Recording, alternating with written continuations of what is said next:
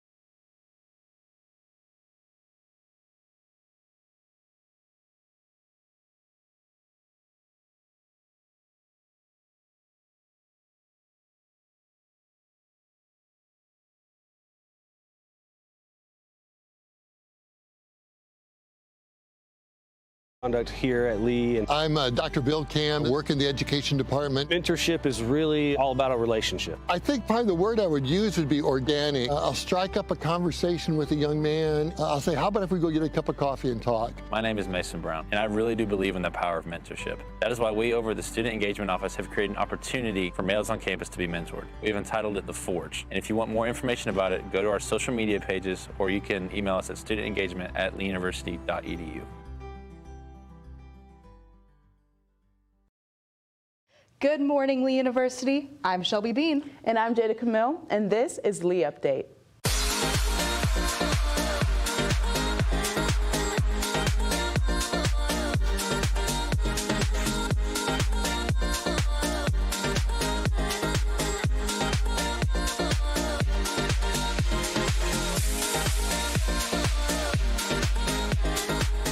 We hope you've enjoyed the MLK events hosted by the Office of Racial and Ethnic Relations this week.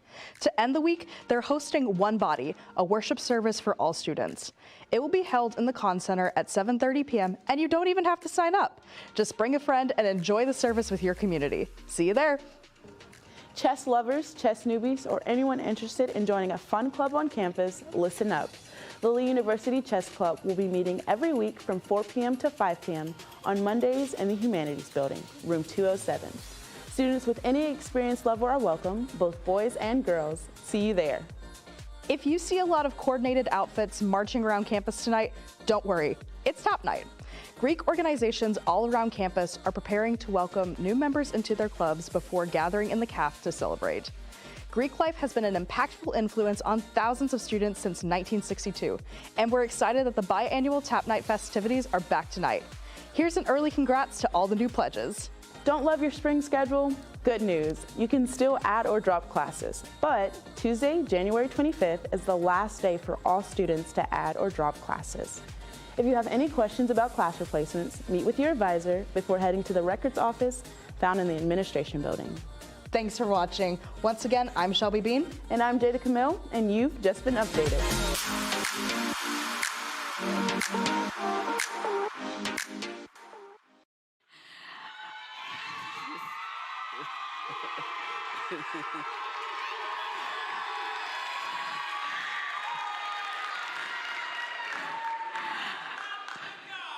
Good morning, Lee University. How are we this morning?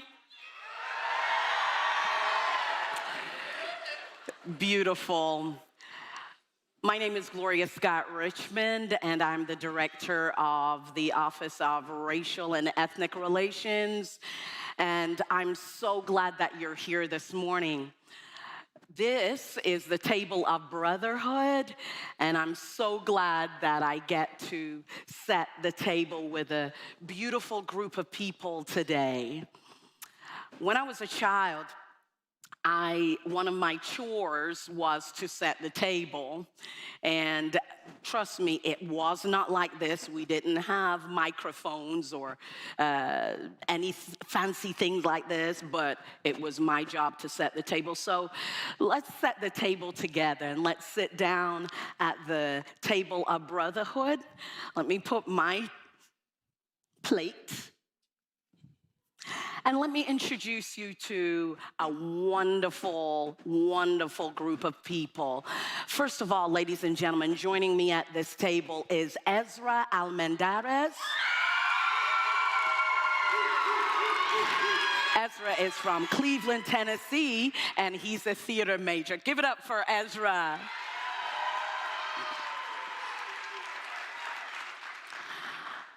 Following Ezra will be who lives in Cleveland, Tennessee, originally from Missouri, but you know him better as our chancellor, Dr. Paul Kahn.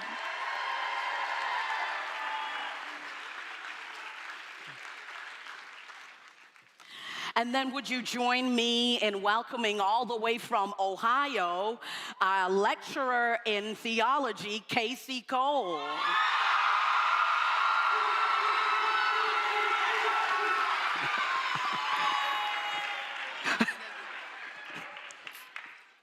She'll be back, I promise, I promise.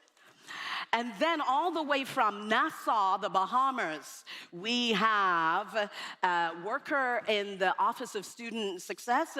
She's also a marriage and family therapy grad student. Let's welcome Duranique Ferguson.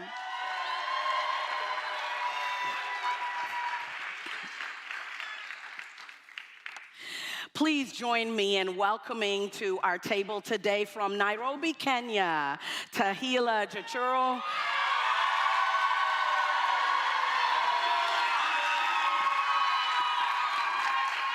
Tahila is a human development major. Ladies and gentlemen, all the way from Singapore, major in interdisciplinary studies, we have Russell Rejan.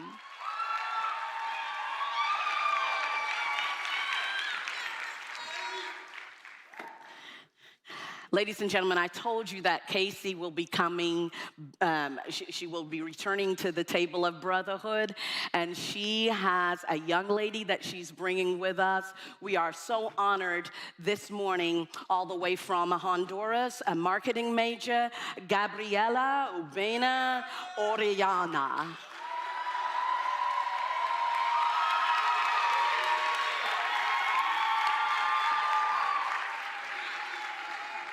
Ladies and gentlemen, one more time, would you please give a round of applause to our Table of Brotherhood 2022. Oh, you can do much better than that, Lee. Come on.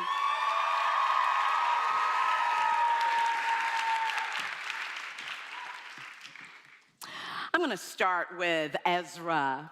Ezra, who do you bring to the Table of Brotherhood? Personally, I bring the bold lion of EBS, who through failures, doubt, and all other adversity persevered and grew into the man of God deserving of such a title.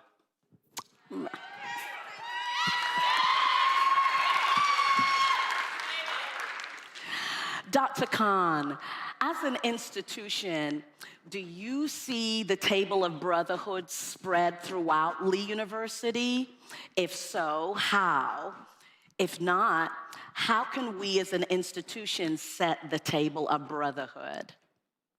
Well, I see it a place where we have an aspirational goal to have a fully populated table of brotherhood. And from my perspective, that starts with faculty and staff, and guaranteeing that there is a diverse faculty and staff here, and guaranteeing that their individual perspectives are heard and respected.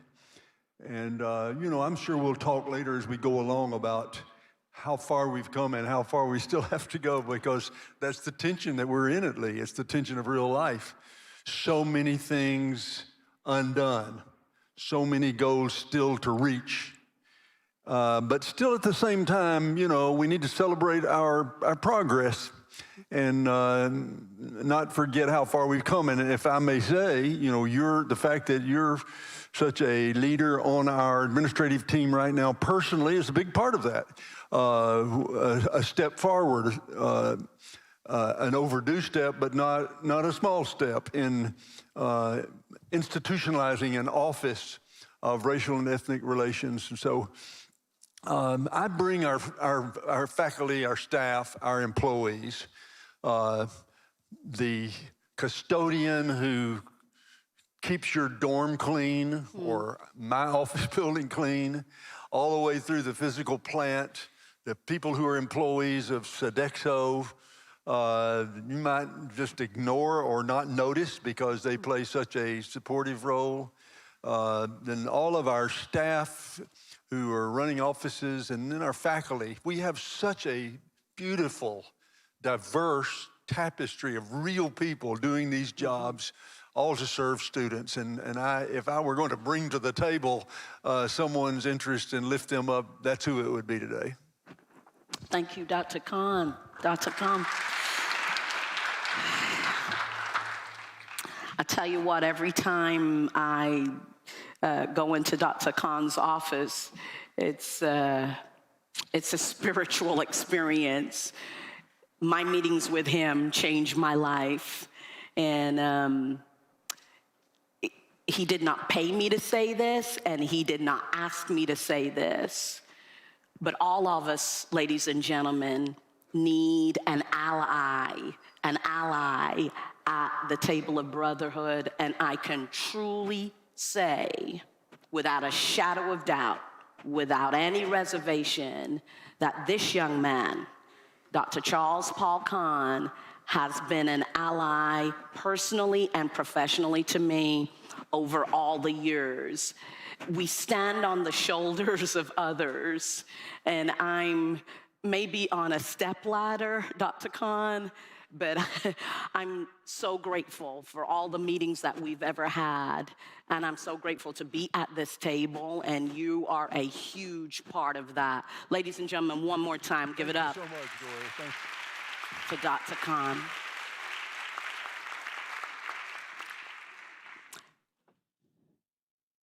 Sister Reverend Casey.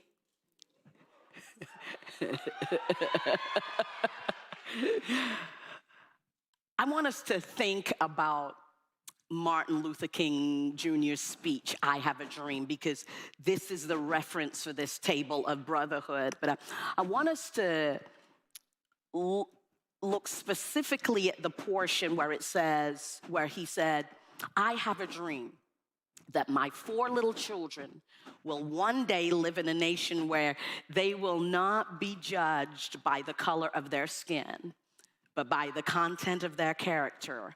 I have a dream today. I want you to think specifically about your nation, your people. Are you judged by the color of your skin or by the content of your character? And if you could give us a reason for your answer. And I think in some way, yes, we all are judged. But it's no secret that as the majority skin tone and speaking the majority language, the way I get judged by the color of my skin is then based off of my character or my actions.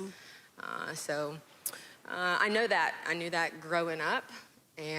But it took me a while to figure out that it was different for people who look differently than me. I didn't grow up super rich, And it took me a long time to realize that the word privilege doesn't just have to do with economic status.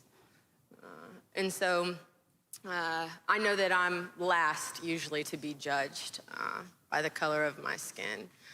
You know, we have had this very popular Karen meme in our country lately, right? Which is, on one hand, I think so funny. And, but then also my mother's name is Karen. Oh. A nice white lady from Ohio. And she's the greatest lady in the world. She's not a Karen, even though she's a Karen. And so she deals with this a lot when she introduces herself at work. Hi, I'm Karen. And people will be like, no, my name is Karen. And we were joking about this, her and I, the other day. And, you know, I was reminded I'm not so far away from being Karen age. And then I started thinking about it for the first time. What does it mean to be judged as a middle-aged, middle-class white woman? And it's just, but I have to recognize that's just a little teeny tiny glimpse of what people of color or any type of minority experience. And so on one hand, we could say, sure, but on the other hand, I'm so aware of the privilege. And I don't know that I was able to recognize it in my own country, here, growing up in Ohio and in the country and doing city stuff, and until I left this country. And I was in a lot of rooms where I was not just the only white person, but the only American. And so then I got questions like, oh, you're from the United States? Do you party with Beyonce? And the answer is, well, yes, of course I do. But it, you know, and so I had to have a change of total location to really properly even understand my own location and what was happening at home. Wow.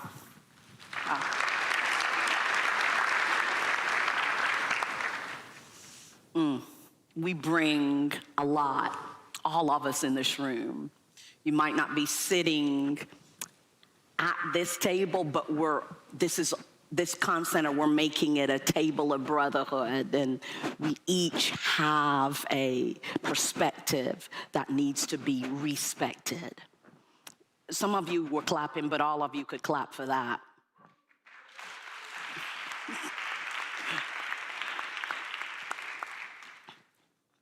Duranique, this part, the part of not being judged by the color of your skin, but the content of your character, how is this snippet of the I Have a Dream speech currently realized on the Lee University campus? In your opinion, is this realized on our campus?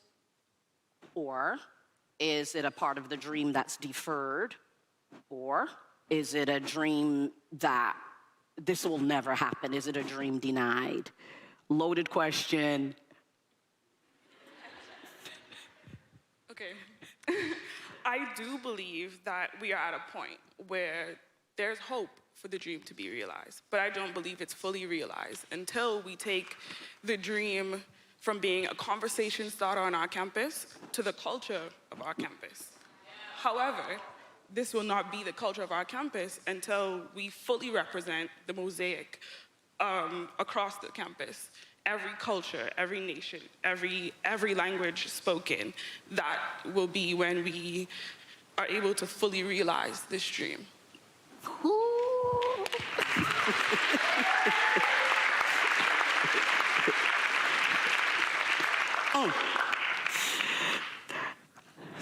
I can't. Tahila, who do you bring to the table of brotherhood? So, I bring the hard conversations that I've been challenged to have in my Res Life team, in my club, Luasa. Woo, woo. I bring that to the table. I bring my friends who have experienced this at a personal level. I bring them to the table because as long I first have to take off my shoes and wear their shoes and experience what they've experienced for me to understand. So I bring that to the table.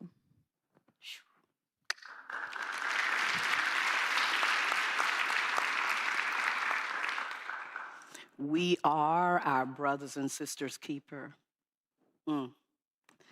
Russell, as an institution, do you see the table of brotherhood spread throughout Lee University? If so, how? If not, how can we as an institution set that table? Okay, so if I may answer this question as sort of a comparison to one of my personal experience and my friends too. So a close friend of mine from my hometown, she decided to take a step, the same journey as me, to go overseas and to study in a university. And she was all excited for it. But when she came to her university, she wasn't welcomed at all. There was no one for her. She didn't have any resources that she could get or she could tap into. So for her, she had to drop out. She had to drop out and she had to go back to her hometown, and she was very devastated. And she was sharing this experience with me. And you can say that for her, the table of brotherhood was not spread for her. Whereas for me, my testimony is very, very different in the sense that when I came here, I felt welcomed, I felt accepted, I felt that I had resources that I could tap to. So for me, in my personal testimony, this table of brotherhood is set for me at Lee University.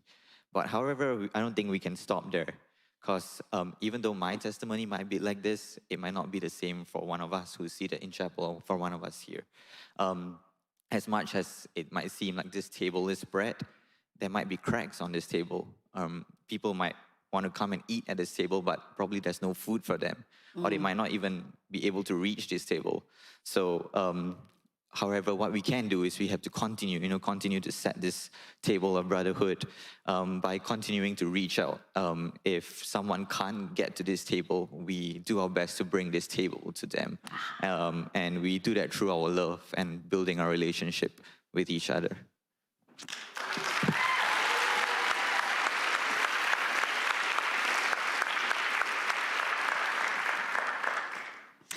Guys, I don't know about you, but I'm tearing up right now, for real.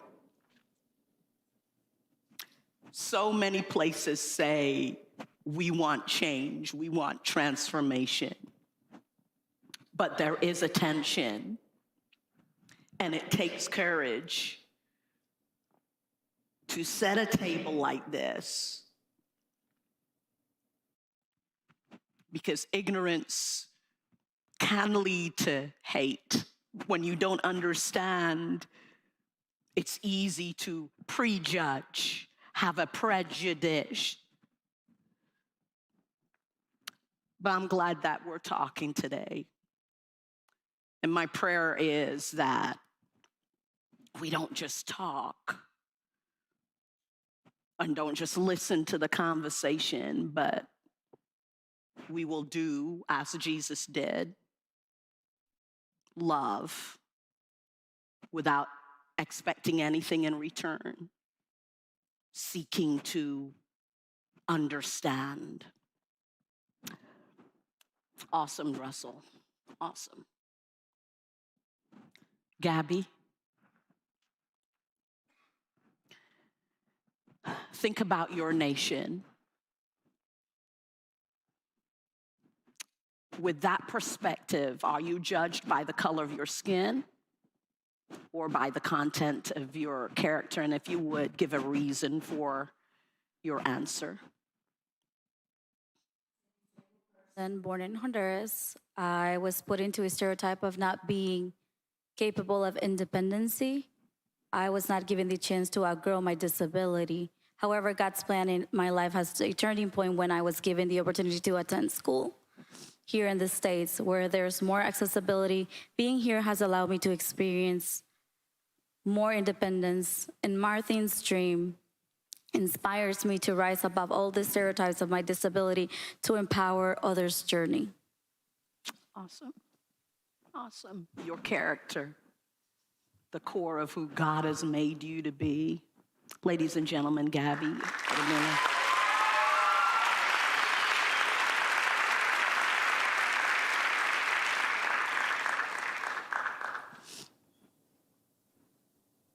Ezra,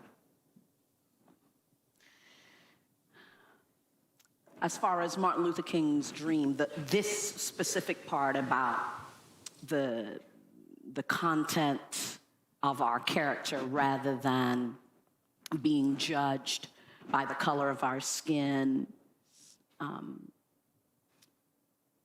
how is that part realized on our campus? And in your opinion, is it realized? Is it a dream deferred or a dream denied? In my opinion, in my experience, it's definitely a dream defended. Like, without a shadow of a doubt in my mind. Every day I walk down to the CAF, to my classes, and I see people walking side by side who look nothing alike.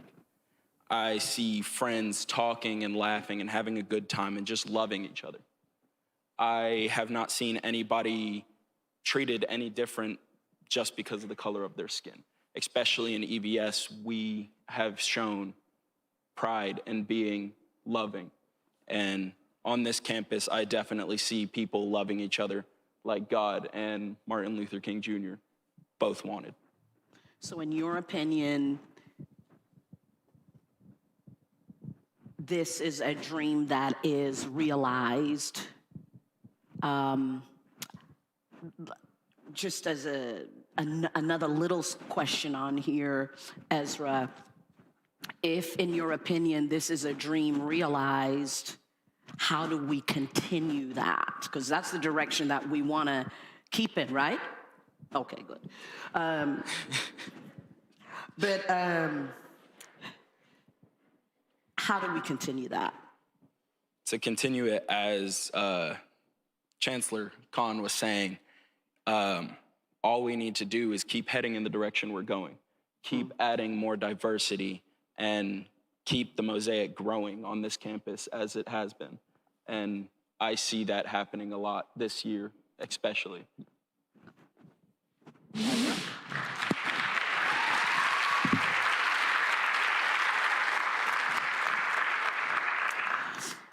Dr. Khan, I'm glad that this came back around for you, because I want to know your answer to this. Who do you bring to the table of brotherhood? Well, as I said earlier, I tend to think through the lens of faculty and staff, and I bring them here. I would say about Dr. King, because this is a week to reflect on his legacy, and we've all been thinking a lot about him this week. And was it a dream deferred? Is it a dream denied? Is it a dream realized? The thing I think we should remember about Dr. King is that he was always aware of and attentive to the corollary issues to just outright racism. And whereas there's a lot to be grateful for in that there's not a kind of explicit, in-your-face, direct, personal racism that's part of the culture and the daily expression of our campus, in my opinion, I think we have to keep pushing, and we have to look at the secondary expressions of racism, if you will. Dr. King, one of the reasons he was so hated in the last couple of years of his life was that he made the extension of racism in America to the Vietnam War. Now, I know that's ancient history to you guys, but we're talking about the mid-'60s here. And King said, hey, look, this is in a sense a white man's war against brown people in Asia, and you're sending black young men over there to die for it. And many people who had been on board with King, as long as he was talking about specific white on black racism in America right now, got off the King train when he started to, quote unquote, meddle in the war. I remember even the spring he died, 1968, he died in Memphis, where he had gone to support the garbage workers, the sanitation workers in Memphis who were on strike. And the question was, what does this have to, you're not a labor leader. This is not, you're a civil rights guy. Why is this a racial issue? And he said, it's a racial issue because the vast majority of garbage collectors are black and their manhood has been denied and they are not being treated right. This is a kind of a secondary expression of racism. Okay, think about this on this campus. I think about international students. I see it come across my desk all the time their inability they don't get Pell Grants. They don't get federally guaranteed student loans. They sort of come in way behind on the ways in which our society helps American kids afford. Now, that's not explicit, overt racism, but what it does do is require a response from us in which we got to say, okay, we've got to find ways to put our thumb on the scale for international students or for any other students who are, I just mentioned them in that particular issue. The same thing has to do with many other policies here at Lee. So I would call on the leadership of Lee, if I'm here representing, if I'm bringing to the table of leadership of Lee, to keep pushing toward those secondary expressions of racism that, although it's not an overt, ugly, personal racism, it is, however, our responsibility to deal with these realities of Lee University life, which mitigate against the success of people of color, of ethnic and racial minorities, of those who are not able-bodied, or all those other people who find themselves having to work harder to have the dream realized here at Lee. Wow. That's about 3 minutes too long, I think, or maybe even 4 minutes too long, but you can. No, we're good. I'm sorry. We're good. Thank you so much for bringing that, because that's real talk. If we are our brothers and sisters' keeper, and we are, if God gives me influence, grants me influence, and grants me a seat of privilege to help you, then as your sister, it is my moral obligation to make sure that the space that we occupy, that we can both occupy in freedom, whether it be financial, racial, whatever. But our job as leadership and whatever we have, we share with one another. That's an apostolic, practice that after the day of Pentecost, the church came together, and what was mine was yours, what was yours was mine. They shared, had all things in common. There was no one that was in that setting in need. If I could help you, guess what? You're going to get helped. And so that's real talk, Dr. Khan. You can take as long as you want to for that one. Let's give him a hand, ladies and gentlemen.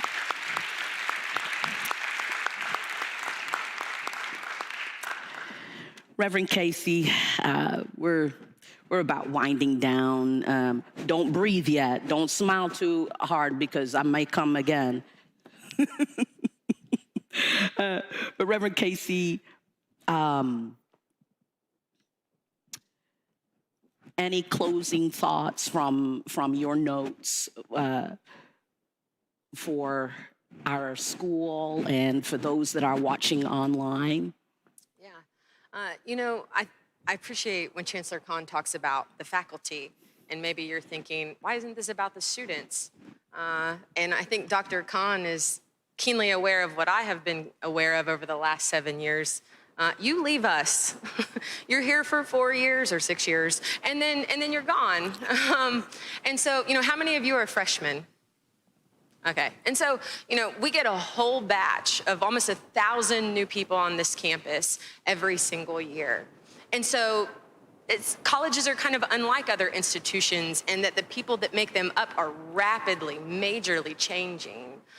And so, you know, there's so much that we have to do, people who stay. I'm one to talk right now, aren't I, about people who stay at this university? But the people who stay and the people who come and go. And there's so much opportunity when we get, you know, a fresh batch of young people. Does that make me sound old? Good, okay. And so when we get a fresh batch of young people, because some of you come to us from New York City, and you have grown up in diversity, and Cleveland is weird to you, right? But some of you were like me. You come from the cornfields of Ohio, and you've never met a Nigerian before. And I remember moving into Cross Hall, and there was a beautiful Nigerian girl named Chiamaka, and I couldn't understand anything she said. I had never met anybody like her, and I thought, that food you're eating is very weird. And you have to be able to take, this is weird to me, because it's different, not because it's bad. And so when you have a residential experience on a college campus like this, no matter where you come from, you get this brand new, awesome chance to learn how much bigger the world is than what you've experienced so far, how much bigger the church is than what you've experienced so far. And so I think that's one of the best parts of coming to a place like Lee. Yeah, we have a majority here. Yeah, we have some issues here, but we're trying to do this thing well, and it's really dependent upon who lives in the dorms, who sits in chapel, who gets in the classroom. You have so much, I want to use the word power here, not just to learn and grow for yourself as you meet new people and you get to change, but then you help change what type of institution this is. Ladies and gentlemen, Reverend Casey Cole.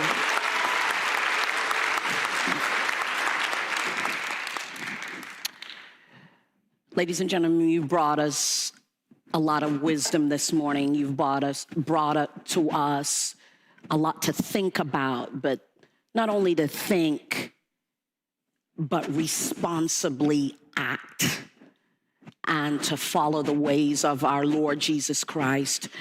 Coming now, ladies and gentlemen, we have a group of students that are going to offer a song of reflection called I Need You to Survive. Please welcome them as they come.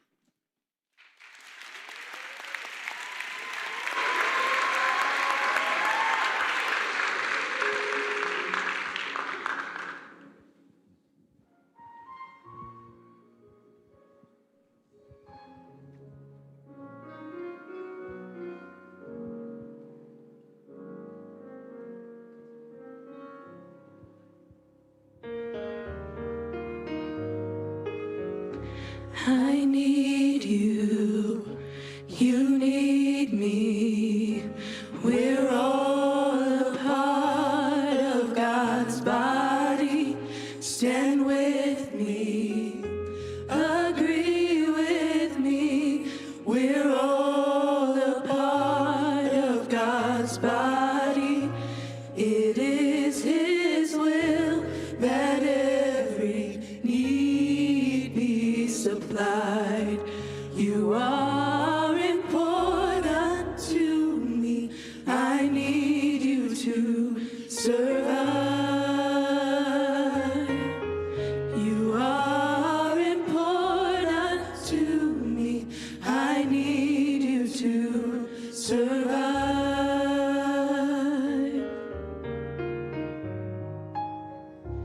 I need you, you need me. We're all a part of God's body.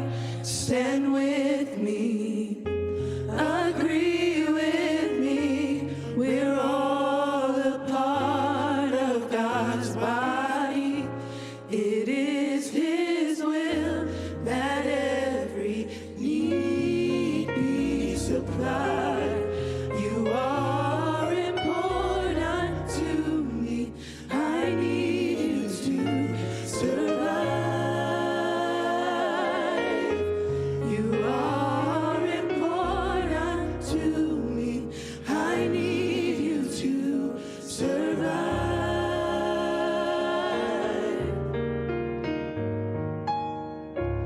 I pray for you, you pray for me. I love you, I need you to survive. I won't harm you with words from my mouth. I love you, I need you to survive. I pray for you, you pray for me. I love you, I need you to survive. I won't harm you with words from my mouth. I love you, I need you to survive. I pray for me. I love you. I need you to survive. I won't harm you with words from my mouth. I love you. I need you to survive. I pray for you. You pray for me. I love you. I need you to survive.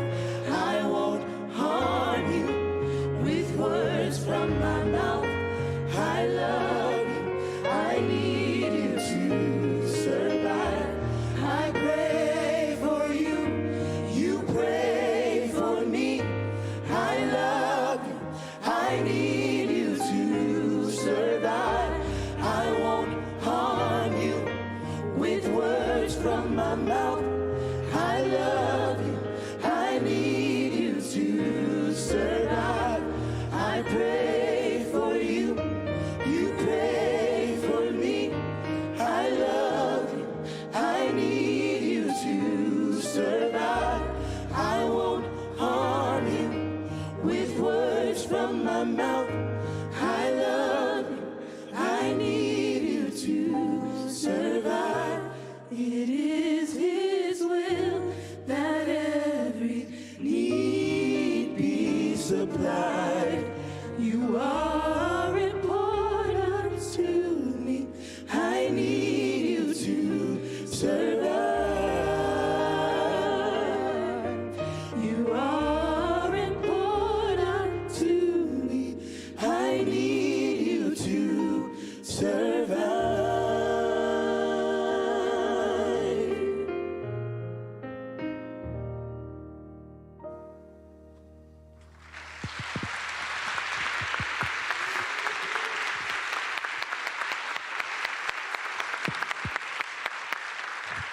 Thanks, guys. You're going to back me up on this next song? Oh, yeah, right. Right after that, the Lord will come. You know, that's not going to happen. The song, the Lord is going to come. But how you doing, Malik? I miss you. Yeah, okay.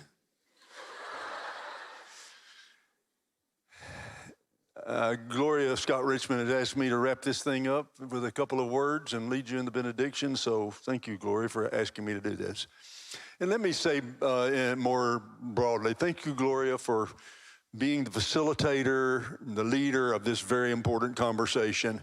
It's important.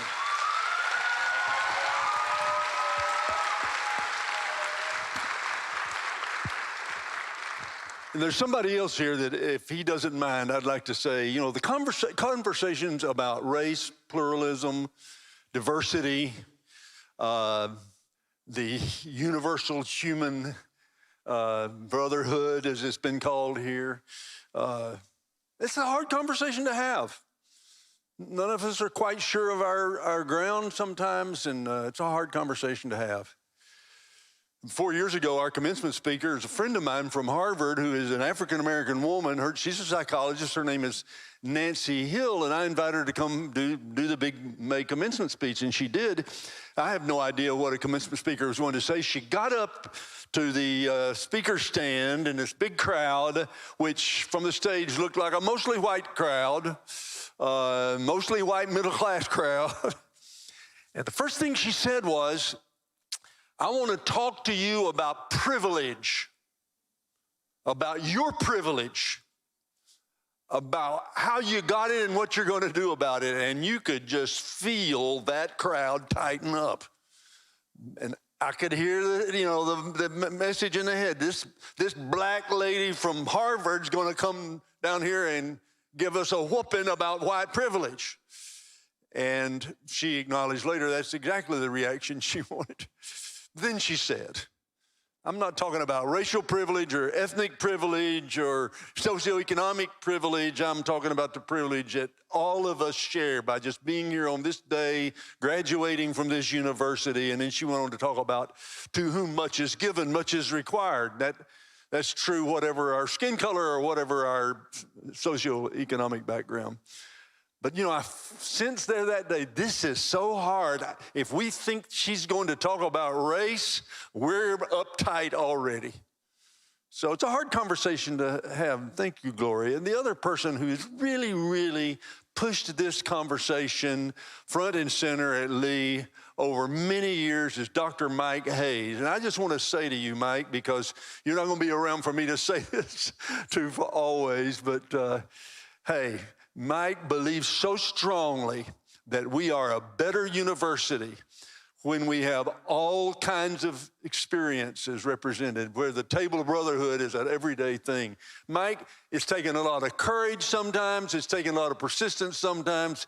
You've made us a better place with your emphasis on having this conversation. God bless you. Thank you very much, Mike, for all you've done.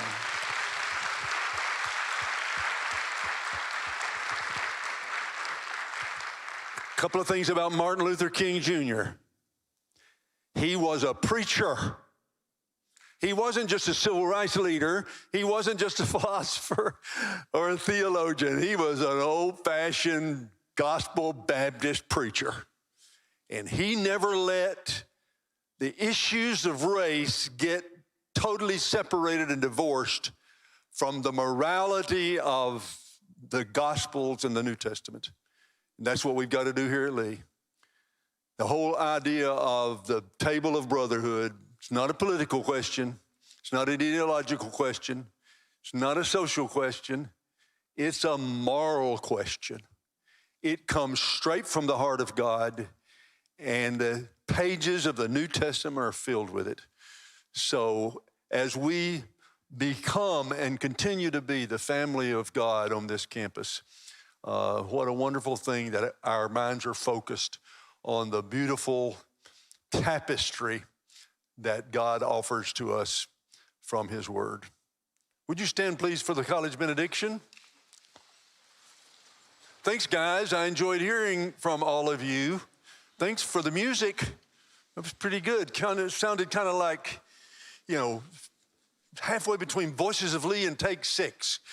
Yeah, okay. Had a little jazz vibe in there, which I enjoyed. Hey, how about praying this like you mean it? Let the words of my mouth and the meditation of my heart be acceptable in thy sight, O Lord, my strength and my Redeemer. Amen. God bless you. I love you.